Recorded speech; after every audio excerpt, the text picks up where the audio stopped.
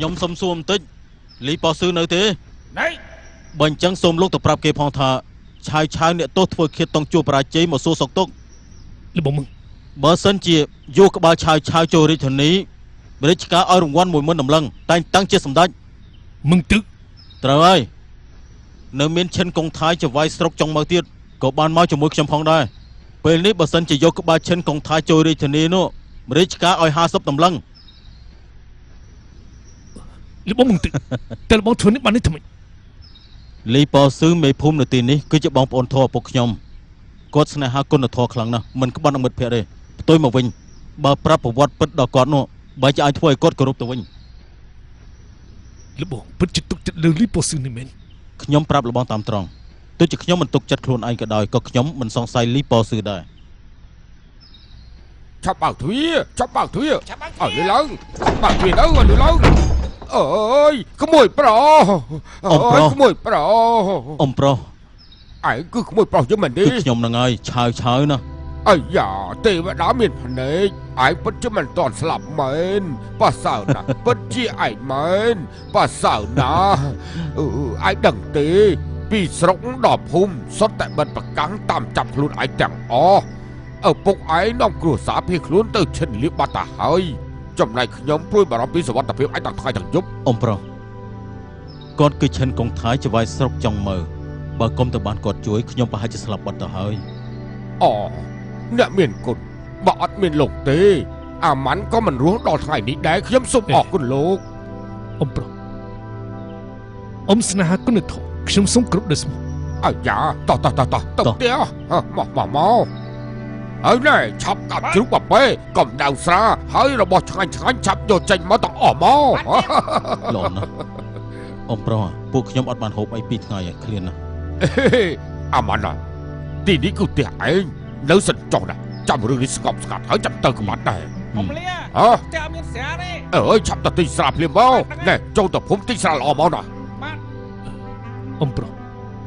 ឡូវនេះក្នុងភូមិសិតតែបិទប្រកាសចាប់ខ្លួនខ្ញុំទាំងពីរនាក់បើសិនជាមានអ្នកណាម្នាក់ចុកបានប្រាក់រង្វាន់អញ្ចឹងគឺនាំទុកដល់ល្អអ៊ំប្រុសពួកខ្ញុំមិនផឹកស្រាទេបានបាយហូបគឺគ្រប់គ្រាន់ណាស់តើអើយចឹងមិនបានឯងចូលចិត្តផឹកស្រាជាងគេមកដល់តែអ៊ំអត់មានស្រាផឹកមិនបានទៅអញ្ចឹងអ៊ំហៅពួកគេមិនបាច់ទៅទិញទេអ៊ំទៅទិញខ្លួនឯងតែចូលមកចូលមកចូលទៅក្នុងសិនទៅមក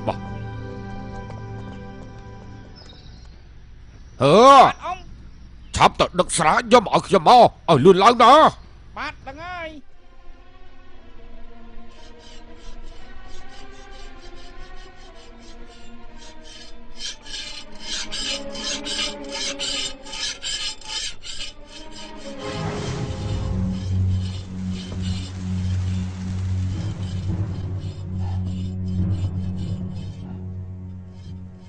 លោកបងងឹបឡាបងស្ដាប់មើលសំលេងនេះណៃលើឡើងពួកយើងស្ទាក់ជាប់ណាគាត់ទៅជាប់កុំឲ្យវារត់បាត់ឆាប់យកក្បិនមកចាប់ចងវាឲ្យសម្លាប់ចោលហ្មងលឿនឡើងទៅ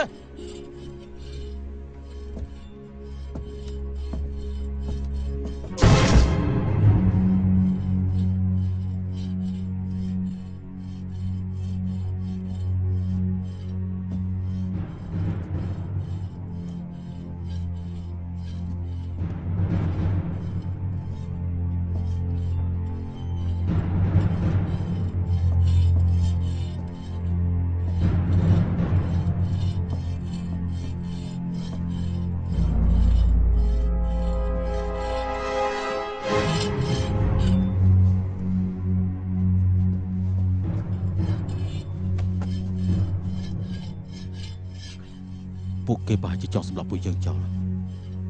ដើម្បីយកក្បាលយើងយកទៅដោះយករង្វាន់គេថាគាត់មិនគុណធនណាស់លបងសុខចិត្តមិនជឿខ្លួនឯងក៏មិនសង្ស័យគាត់ដែរខ្ញុំធ្លាប់និយាយពាក្យមួយម៉ាត់នេះមែនប៉ុន្តែខ្ញុំនិយាយទៅមនុស្សដើម្បីស្បៀងកន្លះទៅហ៊ានក្បត់នឹងមិត្តភក្តិសភាពការពេលនេះគឺគ្រោះថ្នាក់ណាស់ចិត្តមនុស្សមើលមិនធ្លុះទេលបងចង់ថាលោកអ៊ំលីចូលភូមិទិញស្រាឆ្លៀបពេលផ្ដោតដំណឹងឲ្យពួកទាហានមកចាប់ពួកយើងប្រកាសចិញ្ចឹងអញ្ចឹងគិតយ៉ាងម៉េចដល់ដំណាក់កាលនេះទៅហើយគឺមានតែបដូរជីវិតដើម្បីសម្រាប់ពួកគេទើបអាចយករួចខ្លួនបានសម្រាប់ សំឡេង ណែគេចាំឲ្យនៅ រៀបចំរួចអស់ហើយបានហើយខ្ញុំដឹងហើយចូលទៅឲ្យលឿនឡើង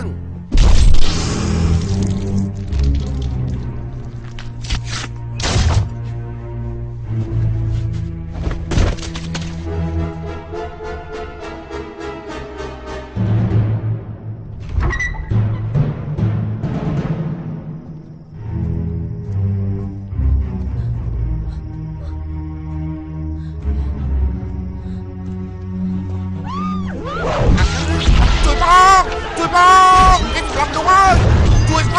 ងជួយបងកុំស្លាប់ចោល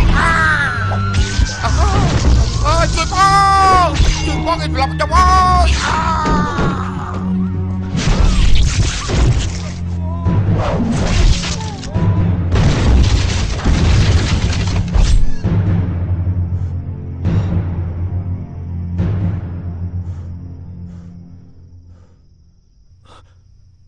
มึงตื้อ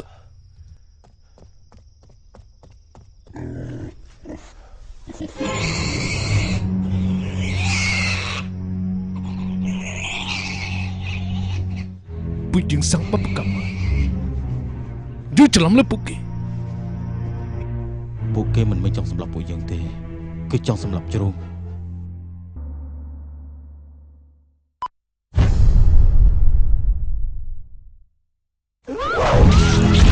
មានគេស្លាប់មនុស្សហើយជួយផងមានគេស្លាប់មនុស្សហើយ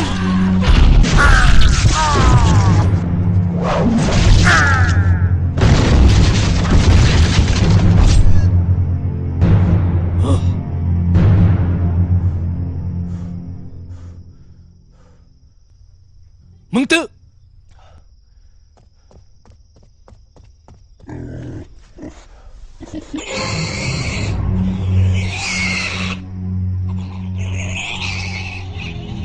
จึงสั่งปั๊บกลับมาจึงยืดฉลามเลยปุกกี้ ពួកគេមិនចង់សម្លាប់ពួកយើងទេគឺចង់សម្លាប់ជ្រូក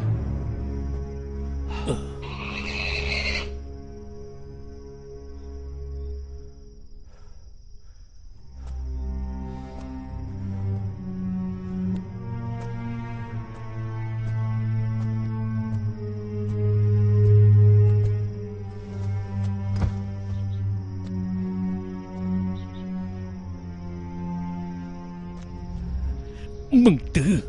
ไอ้สงสัยจนไปใหญ่ปุยยังสำรับจำมนุษย์หรอสั่งเอาเปิดปากกรรมเฮ้ย ដល់ដំណាក់កាលនេះទៅហើយស្ដាយមានប្រយោជន៍ស្អី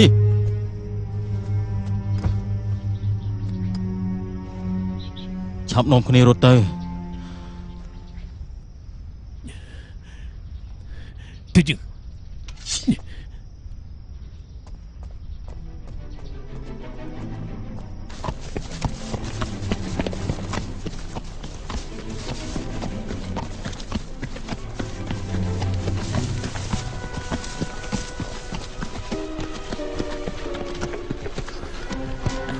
Dia tetap pelin. មិនអាចទៅតាមផ្លូវធំបានទេ Chừng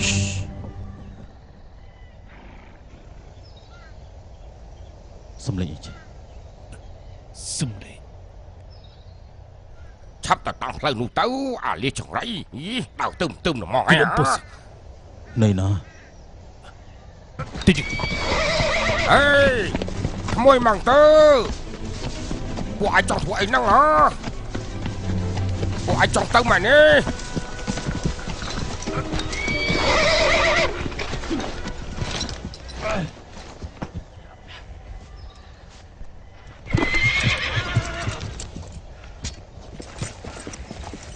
ក្មួយម៉ងទៅពួកអាចធ្វើអីហ្នឹងតើពួកអាចចង់ទៅណា អ៊ំប្រុសសភាពការពីមួយថ្ងៃនេះតឹងតែងពេកទៅហ៊ានតាមរកគ្រប់ទីកន្លែង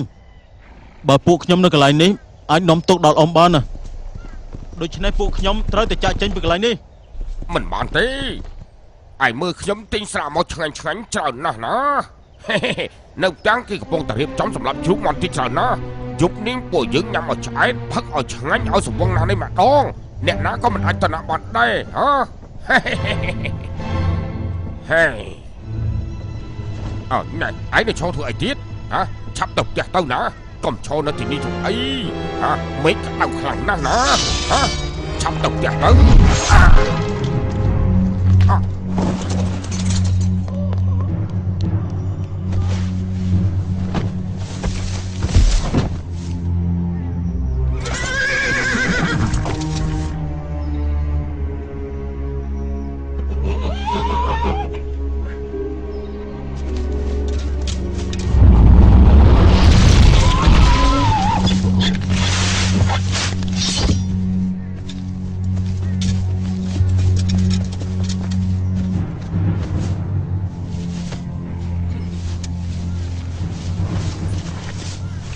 ឈើមន្ទិរ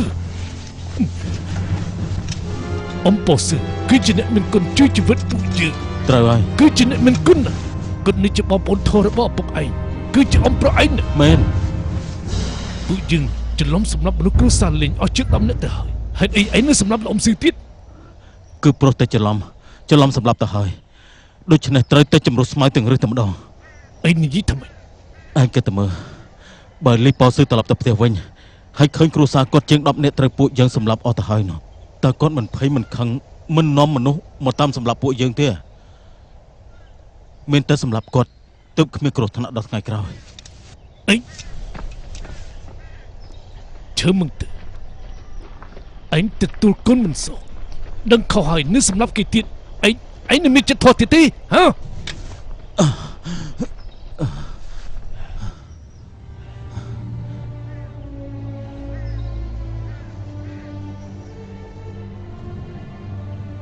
ខ្ញុំសុខចិត្តក្បត់គេ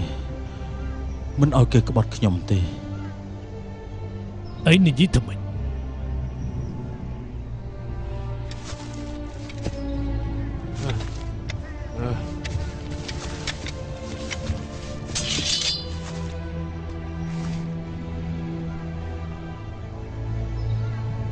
ខ្ញុំសុខចិត្តក្បត់មនុស្សនៅក្នុងលោក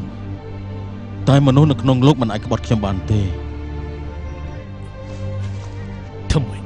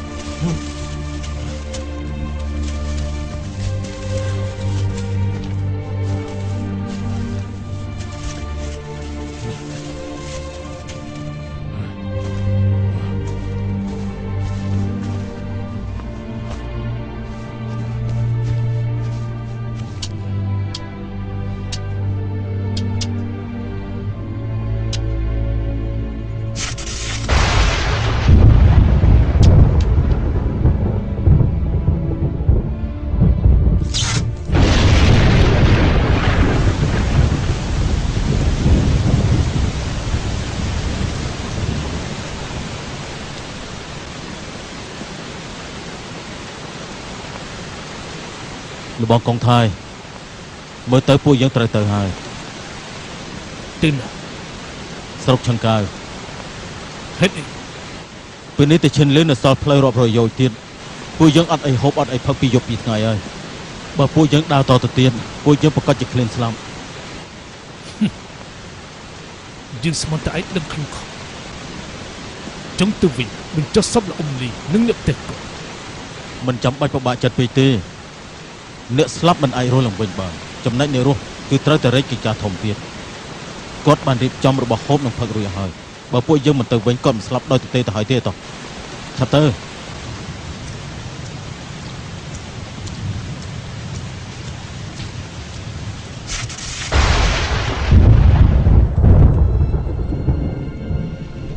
អ៊ំប្រុសមិនមែនខ្ញុំសម្លាប់អ៊ំទេគឺសម័យសង្គ្រាមនេះសម្លាប់អ៊ំគុណឧបការៈ នឹងចិត្តធម៌របស់អ៊ំខ្ញុំស្លាប់ក៏មិនអាចភ្លេចបានដែរ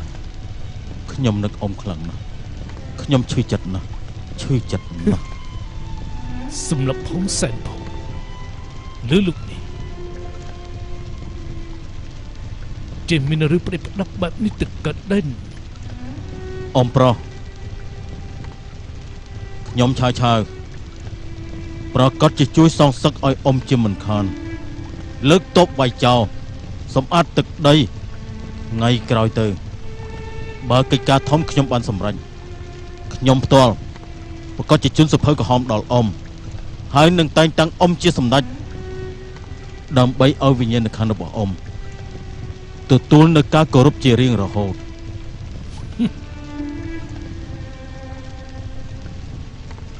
ស្ដាប់សម្ដីឯងមិនដូចអ្នកទោសរដ្ឋភីខ្លួនទីដោយអនាគតស្ដេចទៅវិញ លបងកងថៃរឿងហើយទៅថ្ងៃមុខទីមិនដឹងទេរឿងទៅថ្ងៃក្រោយ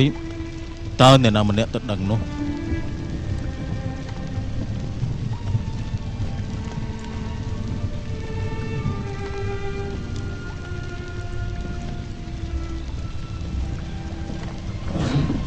បានហើយសានរួចហើយអាចហូបអីបានហើយខ្ញុំខានហូបសាច់រាប់សិបថ្ងៃទៅហើយណារួចចុះឯង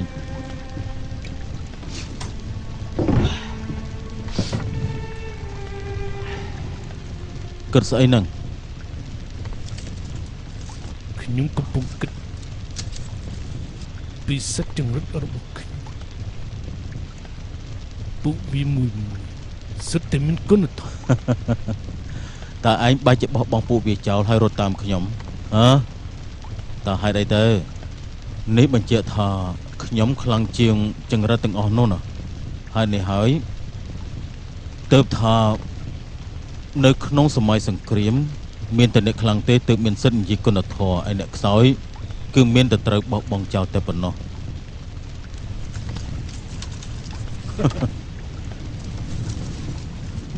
ឯងស្ដាយក្រោយឲ្យមានទេពេលនៅក្នុងគុកស្រុកចុងមើឯងគួរតែកាត់ក្បាលខ្ញុំដាក់ចូលក្នុងអស្តិនរួចហើយបញ្ជូនទៅរាជធានីដោយយករង្វាន់ពីតង់ជួរទៅត្រូវមែនអត់មានពីជាងស្មានថាឯងជាអ្នកខ្លះដូចទើបខ្ញុំមិនសម្លាប់ហើយបោកបង់បុណ្យស័ក្តិគ្រួសារសុខចិត្តបន្តហើយថ្ងៃនេះយើងមិនដឹងថាឯងជាមនុស្សមានគុណធម៌ឬជាជនទុច្ចរិតទេ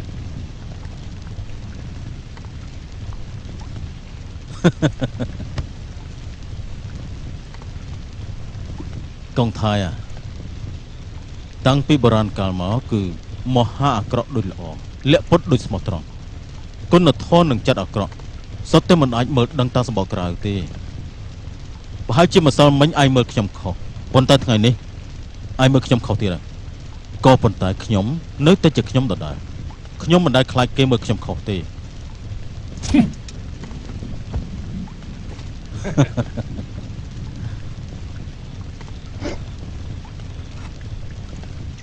មកហើយហើយមកហូបបន្តិចទៅ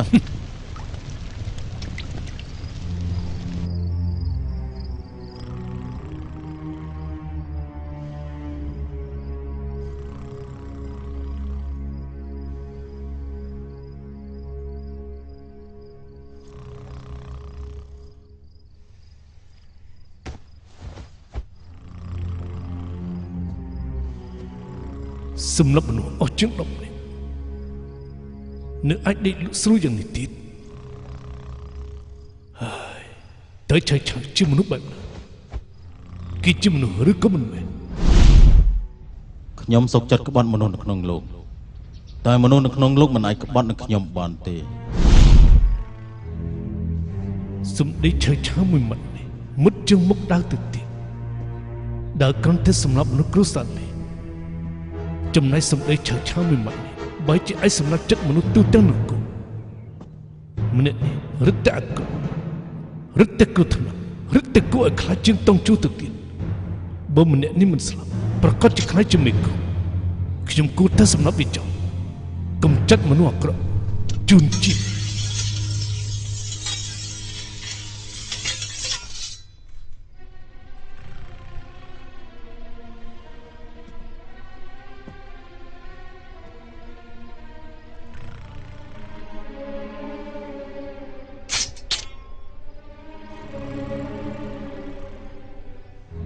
ម្សិលមិញខ្ញុំទើបតែជួបមី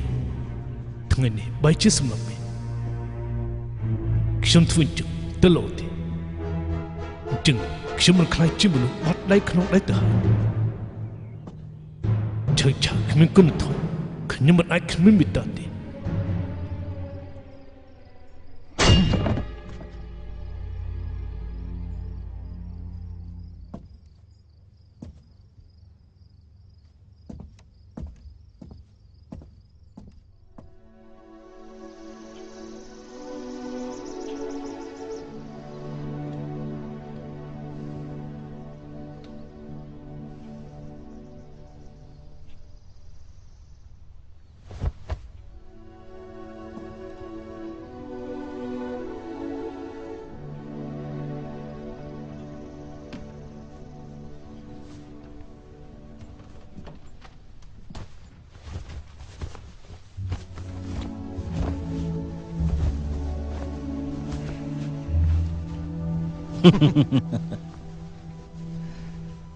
បើចង់សម្លាប់ទៅមិនក៏ចាំបាច់ស្ទាក់ស្ទើរធ្វើឲ្យខ្លួនឯងពិបាកយ៉ាងនេះ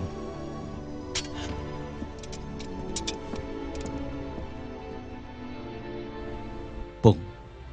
ពេលនេះគឺសម័យច្បោកច្បល់ធំដែលមិនធ្លាប់មាននៅក្នុងអំឡុងពេលប្រមាណ100ឆ្នាំមកនេះ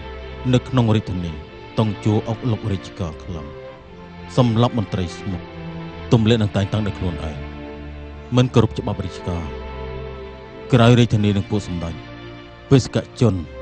និងមេទ័ពគ្រប់ខេត្តក្រុងបានឃើញតង់ជួក្តោបក្តាប់រាជធានីក្តាប់អំណាចទូទាំងនគរពួកគេខឹងផងច្រឡោតផងហើយនឹងចំណែនថែមទៀតចំណែកសម័យវឹកវរនេះគឺជាសម័យរបស់អ្នកក្លាហានដូច្នេះអាចនិយាយបានថាជាកលៈទេសៈដែលបង្កើតអ្នកក្លាហានខ្ញុំចង់លើកទ័ពបះបោអនុវត្តកិច្ចការធំ កូនប្រុសអាចោតង់អំណាចធំខ្លាចតែពេលភ្លាមមិនអាចបង្ក្រាបបានណា ពេលខ្ញុំនៅរាជធានីធ្លាប់ឲ្យលំតូនបំរើអាចោតុងនេះ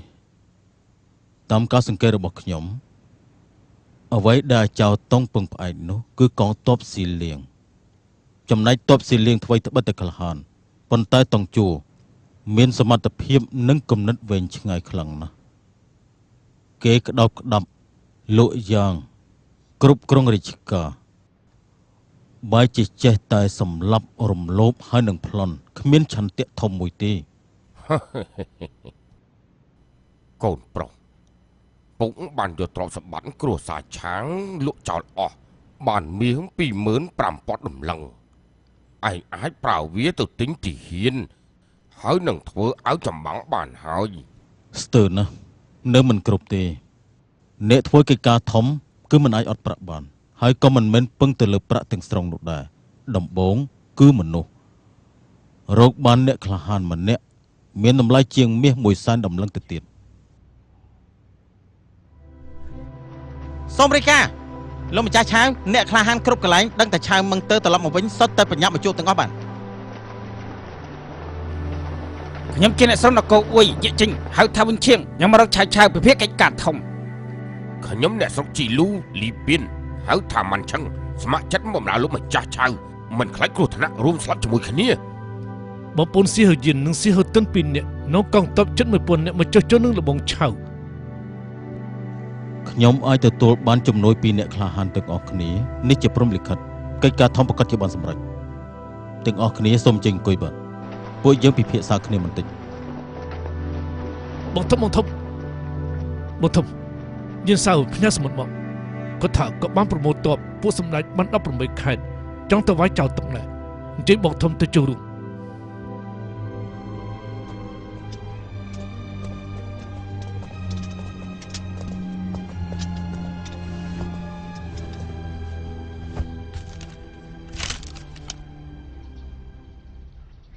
សម្ដេចភូមិភាគកណ្ដាលទាំង 18 សុទ្ធតែចូលកងទ័ពចិត្តថ្វាយតែប៉ុណ្ណឹងយើងបានទឹកដីពាក់កណ្ដាលទៅហើយ បើតាមខ្ញុំយល់តុងជូនិងតបស៊ីលៀងរបស់ពួកគេស្រួលបង្ក្រាបទី បងធំឆាប់ចេញដំណើរទៅពួកខ្ញុំទៅជាមួយលោក បងធំពួកខ្ញុំស្ម័គ្រចិត្តទៅតាមបង ទាំងអស់គ្នាគិតមើលពួកសម្ដេចទាំង18នាក់នេះដំបងសុទ្ធតែជាអ្នកក្លាហានក្នុងដៃម្នាក់សុទ្ធតែមានកងទ័ពរាប់ម៉ឺននាក់ពួកយើងពឹងតែកូនចៅគ្រួសារយើងតែប្រមាណអ្នកនេះតើមិននឹងអាចឈរជើងនៅក្នុងកងទ័ពសម្ព័ន្ធបានទៅក៏ប៉ុន្តែបើអត់មានកន្លែងឈរជើងទេទោះបីជាពួកយើងវាយឈ្នះតុងជូតើពួកយើងអាចទទួលបានស្អីទេពួកសម្ដេចទាំងនេះគឺចង់ដណ្ដើមយកបុណ្យស័ក្តិដណ្ដើមយកប្រាក់ដណ្ដើមយកខេត្តដណ្ដើមយកក្រុងតើអ្នកណាដែលខ្លាចពួកយើងនោះ លបងពិតជាគិតបានវិញឆ្ងាយមែនចៅតុងមិនតន់កំចាត់បានផងបងក៏មើលឃើញលទ្ធផលនៅក្រៅពេលដែលជោគជ័យទៅហើយ អ្នកឆ្លាតគិតឆ្ងាយមើលធ្លុះលទ្ធផល អញ្ចឹងពួកយើងគួរធ្វើយ៉ាងម៉េចតើពួកយើងមិនទៅចូលបកសម្ព័ន្ធទេ ត្រូវតែចូលព្រោះអីខ្ញុំបានរៀបចំអំណោយធំជូនពួកសម្ដេចទាំង18ហើយចំណែករបស់នេះគឺជារបស់ដែលសំខាន់ជាងគេចំពោះសម្ដេចទាំង18តម្លៃរបស់វាគឺធំជាងកងទ័ព100,000នាក់ទៅទៀត បងធំអំណោយដែរ គឺរាជសារស្ដេចពួកឯងក៏ទៅមើលសម្ដេចទាំង18នាក់នេះស្អីក៏គេមានដែរកងទ័ពស្បៀងអាវុធរបស់តែមួយគត់ដែលពួកគេខ្វះគឺរាជសារស្ដេចដែលចាំបាច់នៅក្នុងអំឡុងពេលដែលវាយចោលបើគ្មានរបស់នេះទេតើពួកគេសំអាងលើអីដែលទៅវាយចោលក្បត់នោះសំអាងលើអីដឹកនាំកងទ័ពទៅអញ្ចឹងពួកគេមិនអាចវាយដោយគ្មានមូលហេតុត្រឹមត្រូវទៅហើយចំណែកខ្ញុំទើបតែចេញពីរាជធានីមានតែខ្ញុំទេទើបអាចយកសារសម្ងាត់របស់ស្ដេចចេញមកបានន័យថាហើយដូច្នេះគឺមានតែខ្ញុំម្នាក់គត់ទើបធ្វើឲ្យសម្ដេចទាំង18ខេត្តមានមូលហេតុត្រឹមត្រូវទើបកងទ័ពសម្ព័ន្ធអាចទទួលបញ្ជាស្ដេច លបងស្ដេចពិតជាបកគោរាជអាសាវាយចោលក្បត់ឲ្យទៅលបងមែន ប្រកាសជាគ្មាន ក៏ប៉ុន្តែខ្ញុំអាចសរសេររាជសារមួយចំនួនស្ដេចបាន រាជអាសាខ្លាំងខ្លាយ រាជសារខ្លាំងខ្លាយ ហ្នឹងហើយគឺខ្លាំងខ្លាយតែមានពេលខ្លះរបស់ខ្លាំងខ្លាយល្អប្រើជាងរបស់សុទ្ធទៅទៀត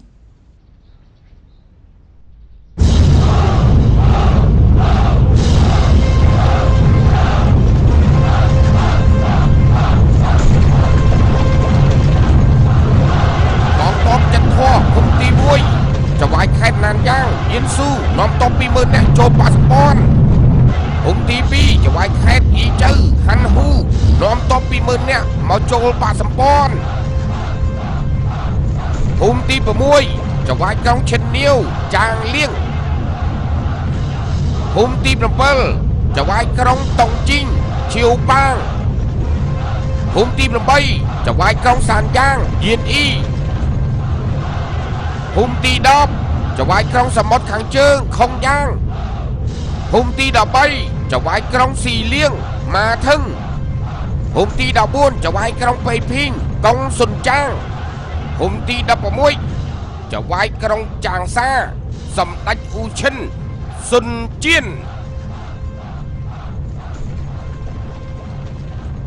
លាវតាយសូមគោរពលោកម្ចាស់យាន ល្អជិះខ្ញុំបាត់មកធឹងសូមគោរពលោកម្ចាស់យានល្អជិះកងស៊ុនចាងសូមគោរពលោកម្ចាស់យានល្អជិះ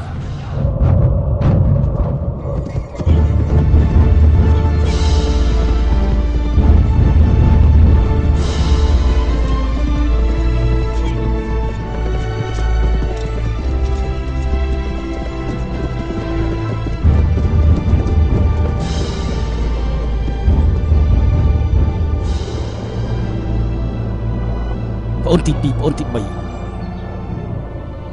នេះគឺក្រុងឈិនលៀងយិនសាវកំពុងតែប្រមូលផ្ដុំសម្ដេចគ្រប់កន្លែងពួកយើងទៅចូលរួមនឹងគេទៅ ទៅក៏ទៅតែមានលក្ខខណ្ឌមួយលបងធំត្រូវស្ដាប់តាមខ្ញុំ និយាយទេ បើទៅជួបបាក់សម្ព័ន្ធលបងធំត្រូវតែធ្វើមេបាក់សម្ព័ន្ធបើមិនចឹងទីពួកខ្ញុំមិនជួបបាក់សម្ព័ន្ធនោះទេ ប្អូនទី3ហើយអត់ដឹងទេយិនសាជាមន្ត្រី4ចំនួនល្បីឈ្មោះគ្រប់ទីកន្លែងសម្ដេចទាំង16ដែលមកផ្ដុំគ្នាម្នាក់សុទ្ធតែចវាយខេត្តនិងចវាយក្រុងឋានៈម្នាក់ណាក៏ធំជាងខ្ញុំដែរ កុំទៅរវល់រឿងនោះអីពួកយើងគ្រាន់តែទៅសួរក្នុងចំណោមពួកសម្ដេចទាំងអស់នោះថាតើមានកូនចៅរាជវង្សហាន់ដូចបងដែរទេ ប្រហែលជាអត់មានទេ តើមានសភាពបរងចិត្តធំដូចជាបងដែរទេ មើលទៅក៏អត់មានដែរ បើអញ្ចឹងបានហើយបងមិនធ្វើម្ចាស់សម្ព័ន្ធអ្នកណាធ្វើតើឲ្យខ្ញុំធ្វើខ្ញុំមិនចូលចិត្តសាំញ៉ាំនេះ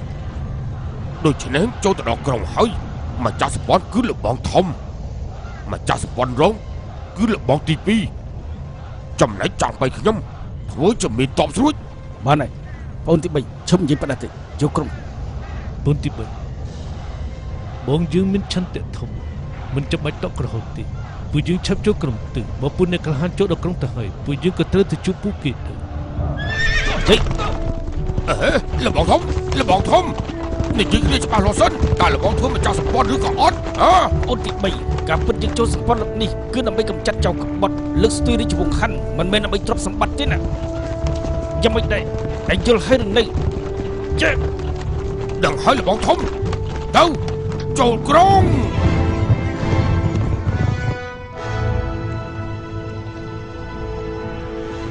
ខ្ញុំសូមអរគុណមេតបទាំងអស់គ្នាដែលមកចូលរួមបកសម្ព័ន្ធពិភាក្សាកិច្ចការធំជាមួយនឹងគ្នាអង្គប្រជុំថ្ងៃនេះគឺជាប្រផ្នូលរុងរឿងនៅរាជការមហាហ័នយើងគឺជារឿងដែលមិនធ្លាប់មាន ទោះជារាជការលោកយ៉ាងក៏មិនធ្លាប់មានអ្នកក្លាហានច្រើនយ៉ាងនេះមកជួបជុំគ្នាអញ្ចឹងដែរ កងទ័ពយើងខ្លាំងក្លាបំបែកលក់យ៉ាងយកក្បាលចៅតុងគឺស្រួលដូចច្បោកជិះអញ្ចឹង បើចៅក្បត់តុងដឹងថាពួកយើងមកជប់ជុំគ្នានៅទីនេះនោះវាប្រកាសជាភ័យរត់បាស់ញ៉ាំហើយ សម្ដេចទាំង18រូបសិតតែនៅជុំគ្នាទាំងអស់ទឹកដីពាក់កណ្ដាលស្ថិតនៅក្រោមជើងពួកយើងទៅហើយទឹកដីមួយជំរាកតូចដែលនៅសេសសល់នោះក៏អាចយកបានដោយងាយៗដែរមេតបទាំងអស់ពេលនេះកងទ័ពគ្រប់កន្លែងសរុបចូលគ្នាកងទ័ពស្មើជើង 450,000 នាក់កងទ័ពសែង 90,000 នាក់បើប្រៀបធៀបនឹងកងទ័ពស៊ីលៀរបស់តុងជូគឺលើសជាង2 ដងឯណោះកម្លាំងទ័ពខ្លាំងក្លាបែបនេះមិនខ្លាចថាកម្ចាត់ចោលមិនបានទេ ត្រូវ ត្រូវហើយត្រូវ និយាយត្រូវ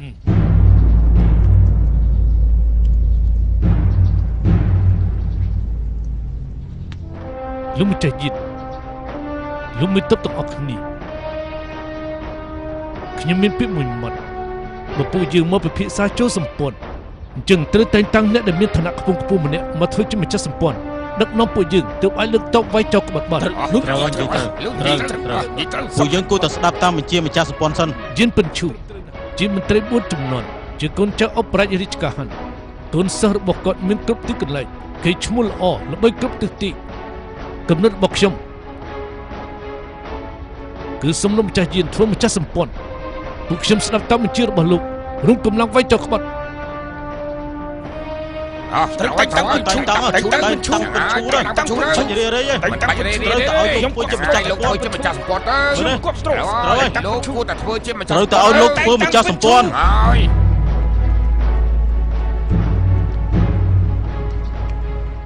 បានបើអ្នកទាំងអស់គ្នាមានគំនិតអញ្ចឹងទៅហើយខ្ញុំមានតែស្របតាមពួកលោកហើយ ឈប់សិនពួកលោកចិនណាគេហ្នឹង អាឡិតឆាប់តាឲ្យយិនសាចេញមកទទួលភ្លាមលបងថោកខ្ញុំមកជប់បាក់សម្ព័ន្ធ មិនក៏លោក ប្អូនទី3កុំប្រហឹងអសោះអត់ទល់បងសុំទៅជម្រាបផងថាលាវប៉ៃគុនអ៊ីនិងចាំងប៉ៃមកចូលរួមសម្ព័ន្ធ លាវស្អីគួនស្អីមិនដែលឮឈ្មោះផងហ្នឹងលោកមិនតបយានមានអញ្ជើញពួកលោកមកហ៎ នគរមានគ្រោះថ្នាក់កូនប្រតិទិជួយមិនចាំបាច់អញ្ជើញទេ បើសិនជាអត់មានទេឆាប់ត្រឡប់ទៅវិញហ៎នៅក្នុងក្រុងជួបជុំសុទ្ធតែជាអ្នកក្លាហានទាំងអស់គ្មានកន្លែងពួកលោកទេតឆាប់ត្រឡប់ទៅវិញត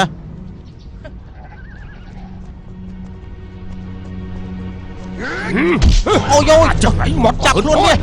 ចាប់ទៅក្បត់ហើយហ៊ានវាយយកផងហើយចាប់ខ្លួនវាចាប់ទៅ